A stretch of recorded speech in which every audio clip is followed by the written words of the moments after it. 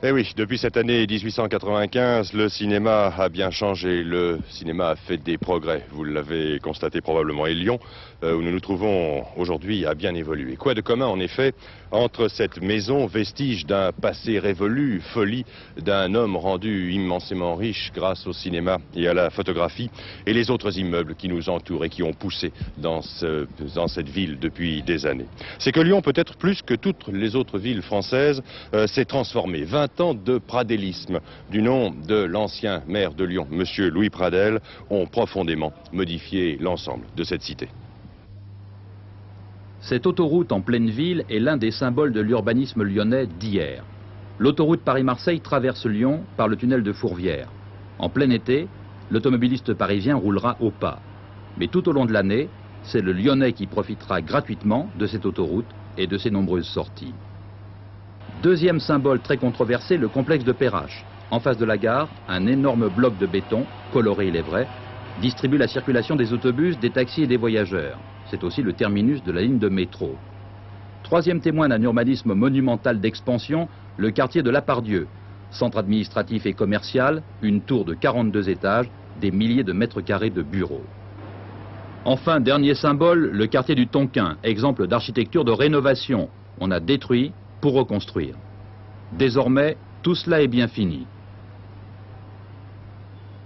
Dans cette nouvelle politique de l'urbanisme, eh bien, nous disons non au gigantisme, nous essayons de nous rapprocher un peu plus des gens et par conséquent, je dirais, de faire un urbanisme à une échelle un peu plus humaine.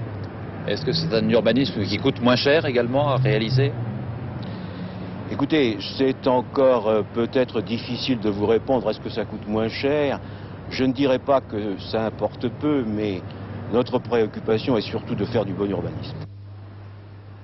Le nouvel urbanisme, la gare de Lapardieu par exemple, qui accueillera le TGV, ne ressemblera pas au projet initial. Elle sera cachée, discrète. Le nouvel urbanisme, c'est les rues piétonnes, les façades repeintes, le métro, une architecture qui ne se voit pas, des logements sociaux en pleine ville avec de petits immeubles. C'est la priorité à la restauration de l'habitat ancien, à la réhabilitation, c'est-à-dire l'amélioration du confort des vieux immeubles. On peut dire que Lyon a changé son fusil d'épaule.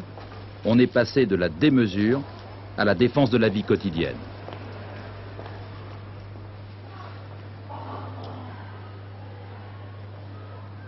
Est-ce que faire des rues piétonnes, faire de la restauration, de la réhabilitation, est-ce que ça change aussi le mode de vie de la population? Est-ce que ça change les mentalités au fond? C'est évident parce que nous tenons compte à ce moment-là de l'aspect qualitatif de la vie urbaine et du cadre de vie. Donc les voies piétonnes qui sont, comme vous le savez, des lieux d'échange, bien entendu, entre les habitants, est un facteur primordial dans notre réalisation urbanistique. Les quais de la Saône, en plein centre de Lyon, sont parmi les plus beaux du monde. Sans doute parce qu'on n'y voit pas les symboles monumentaux de l'urbanisme d'hier. Il y a 10 ans, personne à part